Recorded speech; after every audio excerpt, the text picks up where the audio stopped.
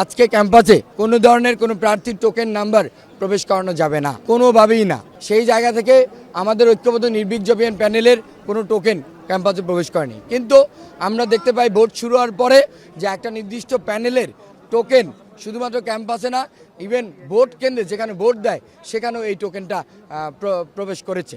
Voter number একদম পুরো প্যানেলের। তারপর আমরা নির্বাচন কমিশনকে জানিয়েছি, আমরা প্রক্টোরিয়াল টিমকে জানিয়েছি। তারা প্রথমে অস্বীকার করে, পরবর্তীতে আমরা যখন এটা দেখাই, যে প্রমাণ দেখাই, তখন তারা আমাদেরকে এই অনুমতিটা দেয়। সেই অনুমতি সাপেক্ষে আমরা আমাদের যে টোকেন নাম্বারটা সেই টোকেন নাম্বারটা আমরা আমাদের প্রবেশ করাই। হ্যাঁ, তো আমরা দেখতে পাচ্ছি যে নির্বাচন কমিশন এখানে স্পষ্ট দ্বিচারিতা করছে। প্রথমত যে তারা কোনো টোকেন ঢুকতে দিবে না, তারপর ঢুকতে দিল, তারপর আমরা ঢুকাইলাম।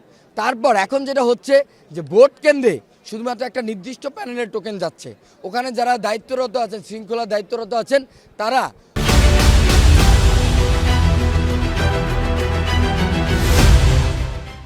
ওই নির্দিষ্ট প্যানেলের টোকেন নাম্বার ছাড়া অন্য টোকেন নিয়ে ভোট কেন্দ্রে ঢুকতে দিচ্ছে না।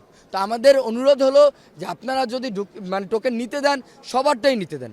যদি টোকেন নিতে না দেন, তাহলে কোনো প্রার্থী কোনো প্যানেলের টোকেন আপনারা নিতে দিবেন না। এবং আমরা এটা একটু আগে আমরা ক্লিয়ার করেছি যে এরকম যদি হয়, তাহলে আসলে নির্বাচনের নিরপেক্ষতা নিয়ে প্রশ্ন থেকে যায়। ধন্যবাদ। অন্য কোনো এখন পর্যন্ত আমরা পাইনি, আমরা এটাই পেয়েছি। তবে আমরা দেখতে পেয়েছি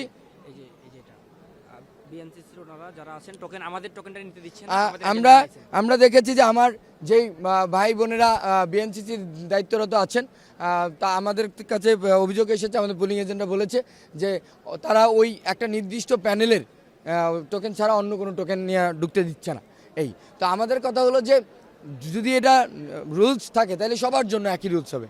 কারোর জন্য থাকবে, কারোর জন্য থাকবে না, এটা স্পষ্ট দ্বিচারিতা। তবে এখন যেটা দেখতে পাচ্ছি, আমাদের যে টোকেনটা ঢুকানো হয়েছে, সেই টোকেনটা নিয়ে অনেকে উদ্দেশ্য প্রণোদিতভাবে অনেক কিছু ছড়াচ্ছে। কিন্তু এই টোকেনটা বিশ্ববিদ্যালয়ের প্রক্টোরিয়াল টিম এবং নির্বাচন কমিশনের অনুমতি সাপেক্ষে আমরা এই টোকেনটা প্রবেশ করিয়েছি। ধন্যবাদ সবাই।